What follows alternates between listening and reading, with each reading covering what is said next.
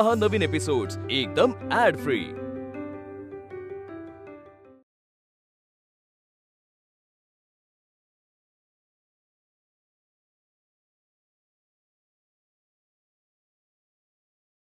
चला निघूया।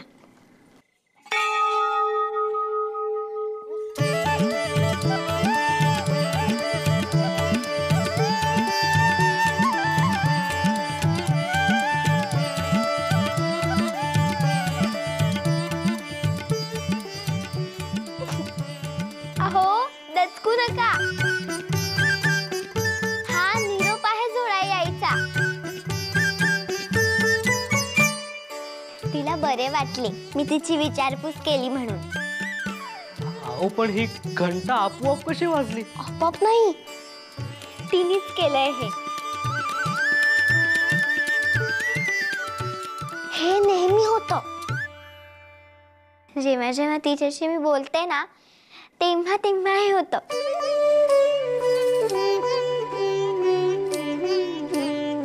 चला निघूया।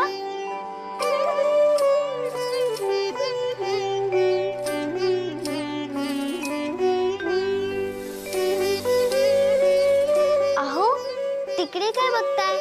तुम्हालाच घरी जायचंय ना, चला। होय।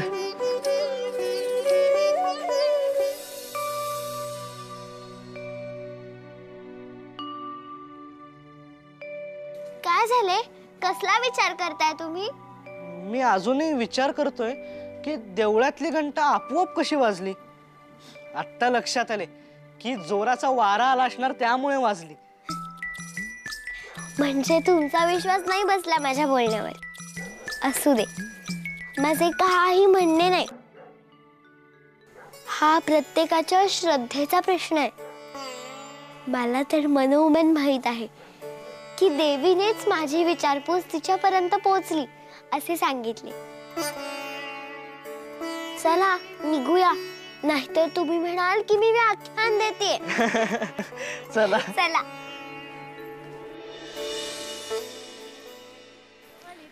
हे घ्या, आले तुमचे घर। पण कोण गातंय? अरे हा तर आजीचा आवाज आहे। आजी गाते। छान। आज आमचा रघुनाथ काका आणि गोदा काकू परत आले आहेत ना घरी, म्हणून सगळे आनंदात आहेत। घरातील माणसे आनंदात असली की किती बरे वाटते नाही? हो।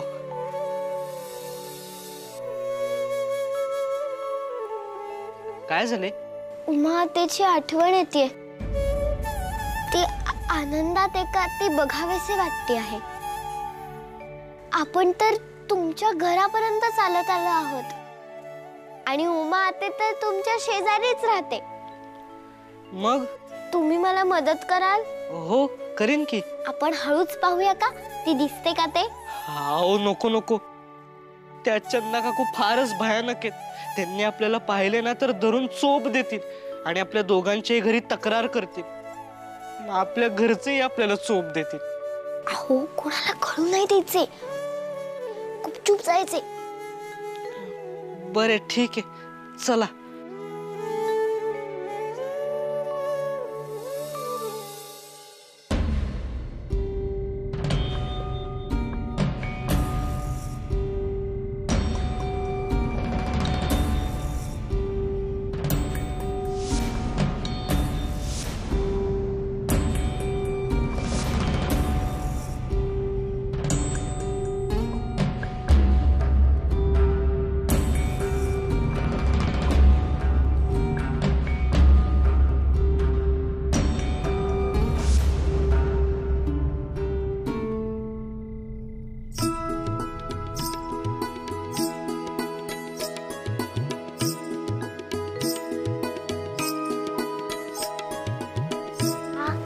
इकडे जाते म्हणजे वेळ कमी वाया जाईल।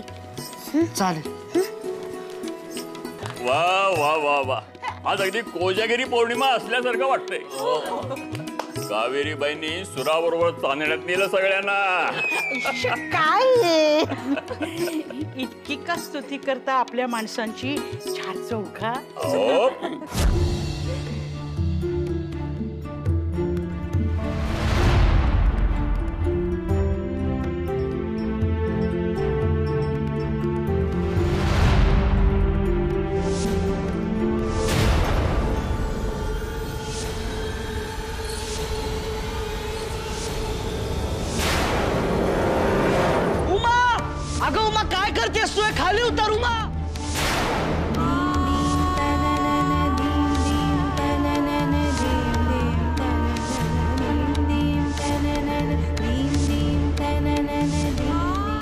कुणाचा आवाज आहे हा?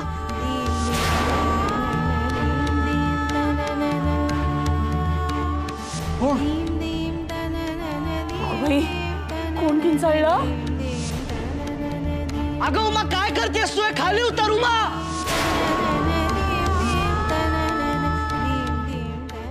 काय झाले? उमा त्यांनी काय केले?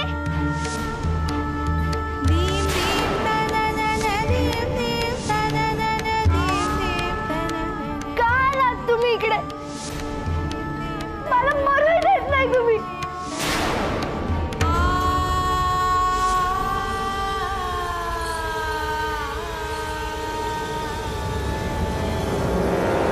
काय झाले? काय झाले?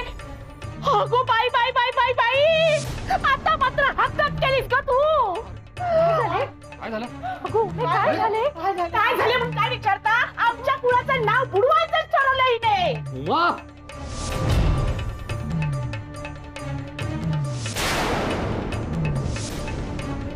अरे काय झालंय का आपण इथे? मी सांगतो.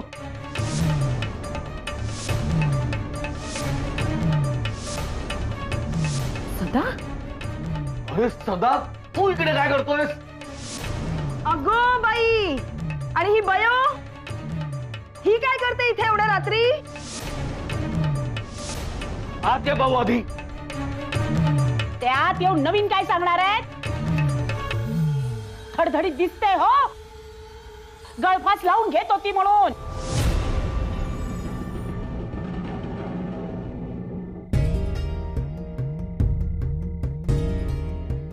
उच्छाद उच्छाद मांडलाय हो. अगं दिवसा ती तारा, रात्री सुद्धा धड झोपू देत नाही ही अशी ऐकायची नाही, हिला दाबूनच ठेवते. पुरे झाले. काही तारतम्य आहे की नाही तुम्हास?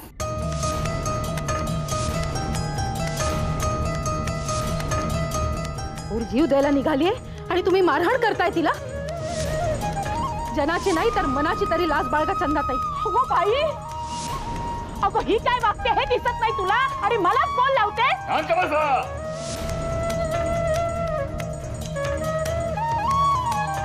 तू कसं काय आलास इकडे?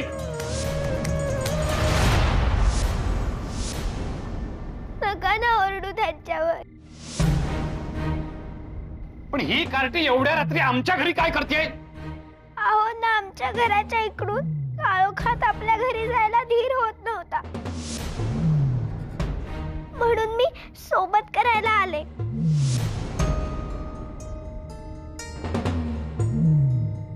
इकडे आल्यावर उमा आत्तीला बघावेसे वाटले.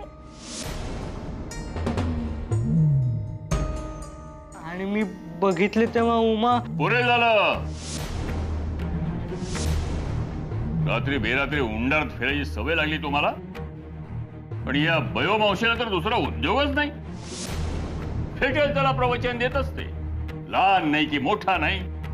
शंकर बापूंच्या कानावर घालायला हवे, तेच आता सरळ करतील हिला. नारायणा, बारकोला सांगून या बयोला परतुरींच्या घरापर्यंत पोहोचवायची व्यवस्था करा. हो. हा.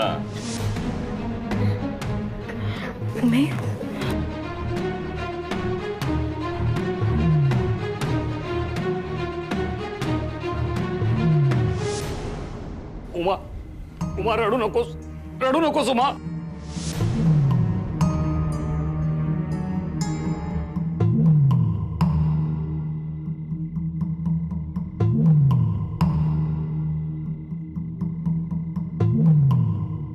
अहो अहो अहो, उठा. बयो घरात नाहीये हो. काय? होय हो, सगळी मुले घरात आहे, पण बयो कुठेच सापडत नाहीये. आणि घराचे दार पण उघडे. काय सांगताय काय? चला शोधूया तिला. चला.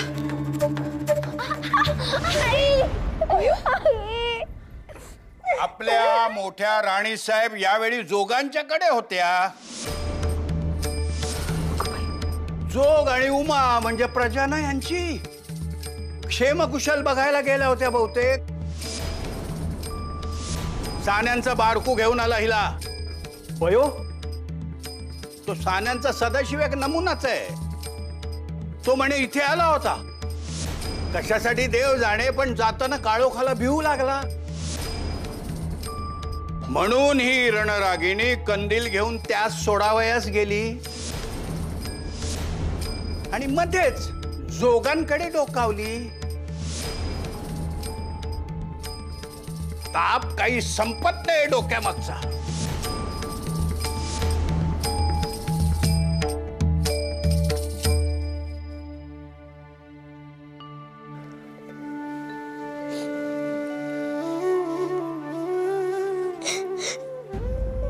नाना, मला मला क्षमा करा. माझ्यामुळे तुम्हाला त्रास होतोय, पण मी काय करू? माझं मन जे सांगतंय तसे मी करते, त्यामुळे तुम्हाला त्रास होतोय. नाना, मी काय करू?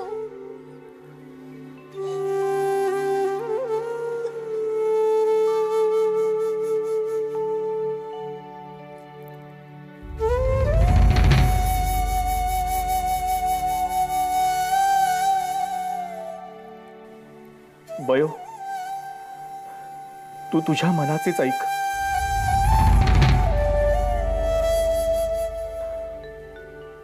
मोठे धाडस लागते त्यासाठी.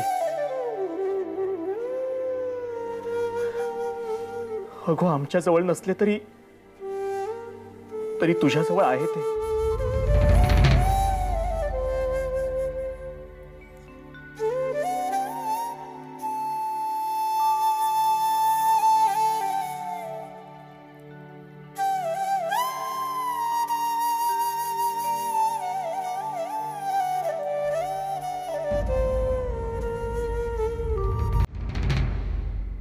उमा, हे जीव देण्याचं खूळ आधी डोक्यातनं काढून टाक. अगं, देव आपल्याला जन्माला घालतो ते आपणच आपला जीव घ्यावा म्हणून का? मोठ्या मिन्नतवारीनं माणसाचा जन्म मिळतो, तो सार्थकीला व्हायला पाहिजे. हे बघ, माझ्याकडे बघ. मला कमी दिसतो, पण मी तक्रार करते का? नाही.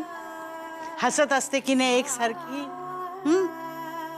कशाला एवढे रक्त आटवताय? नाहीतर काय. अहो, हिला समजावणे म्हणजे गाढवा पुढे वाचली गीता अशी गत. काही परिणाम व्हायचा नाही हो, दगड आहे नुसती. पुरे झाले. ती दगड नाहीये म्हणूनच त्रास होतोय तीस. आणि आधी तुम्ही तिला मारणे आणि टोचून बोलणे बंद करा, म्हणजे हळूहळू उभी राहील ती.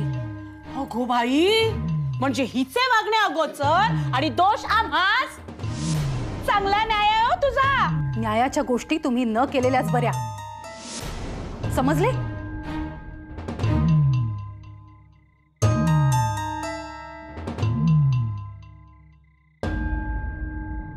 उमे, मी काय सांगते ते नीट ऐक हो. आता हेच तुझे घर आहे, हीच तुझी माणसे आहेत. त्यांना आपलेसे करणे सर्वस्वी तुझ्या हातात आहे हो उमे. असे असे फटकून वागलीस तर जन्मभर रडत बसशील. जे आहे ते गोड करावे हो बाई माणसाने. तू ठरवलेस ना तर या घराचा स्वर्ग करशील हो अगदी. अगो बाई, स्वर्ग? हीच आम्हाला स्वर्गात पाठवेल हो तर? तुम्ही पहिल्यांदा बाहेर वा बघू. हलदार चोपदारासारखे हातात भाले घेऊन उभे आहात. निघा अगोदर बाहेर. राहिलं, आम्ही आपल्या जातोच कशा. नाहीतर काय. म्हणतात ना, ज्याचं करावं भलं तो म्हणतो माझंच कर. बसा हो या दगडावर डोके आपटीत. कपाळ मोक्ष होईल तेव्हा कळेल हो. आता जाताय का काय? चाललो. चला शांतताई. गेल्या. आता जरी परत आल्या ना तरी त्यांच्याकडे अजिबात लक्ष देऊ नकोस. अगं, टोचून बोलणं हा एकेकाचा स्वभाव असतो. आपण नाही लक्ष द्यायचं त्याच्याकडे. मात्र आपण योग्य मार्गही सोडता कामा नये. मला सांग, दुःख कोणास चुकले, पण हसून साजरे करता आले पाहिजे. आणि हे आपल्या आपल्यातच ठेवायचं. कशाला दुसऱ्याला बोलायची, त्यावर संधी द्यायची. ज्या गोष्टी बदलणं आपल्या हातात नाही त्या गोष्टी स्वीकाराव्या. त्यातच शहाणपण असते हो. आणि वाईटातही चांगले पाहावे. आता बघ ना, वल्लभपंत जरी वयस्कर असले तरी अगदी ममताळू आहेत हो. आणि तू अगदी सुखात राहावे असे मनापासून वाटते त्यांस. तू थोडे शहाणपण दाखवलेस तर तुझे माहेर आणि सासर दोन्हीकडे सुख येईल हो. तेव्हा डोळे पुस आणि हसायला शिक. अगो, अति झाले आणि हसू आले, असे होतेच हो आयुष्यात. तेव्हा असे समज आणि हस. हस बघू.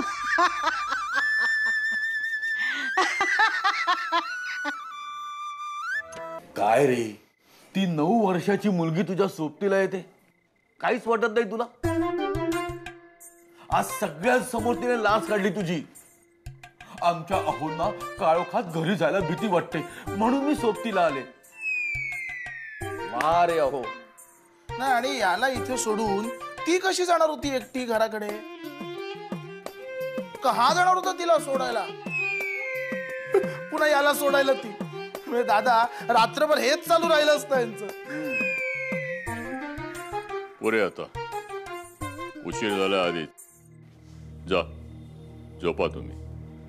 हो, चला.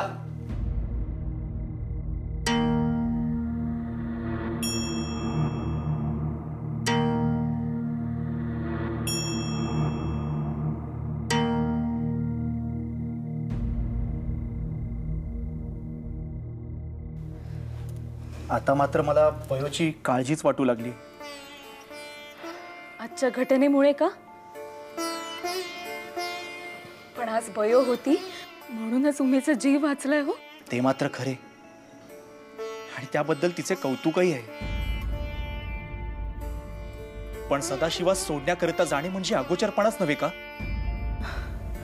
अहो, आपली बयो धीट आहे आणि सदाशिव काळोखाला घाबरतो.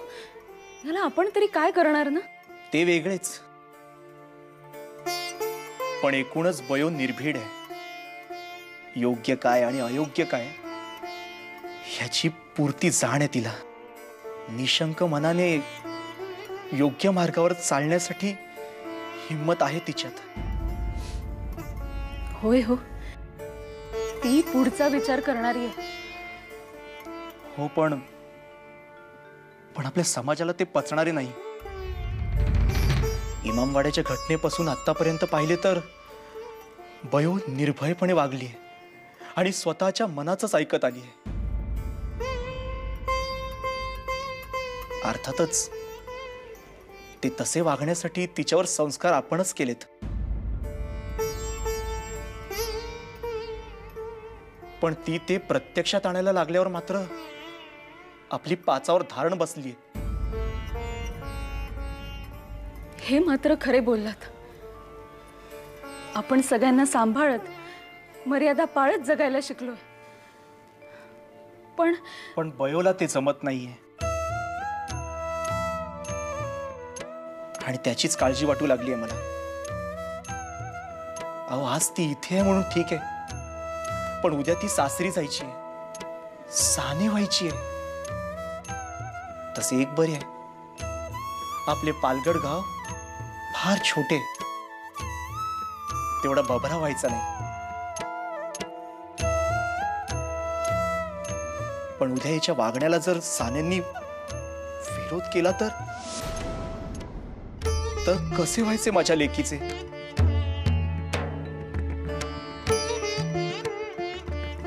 सांगू का?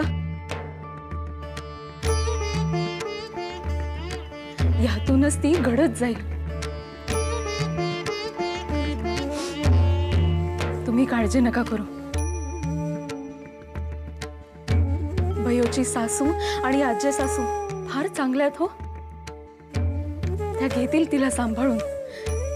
सगळे ठीकच होईल. नका काळजी करू तुम्ही. तुम्हाला लेकीचे मन कळले ह्यातच भरून पावले हो मी.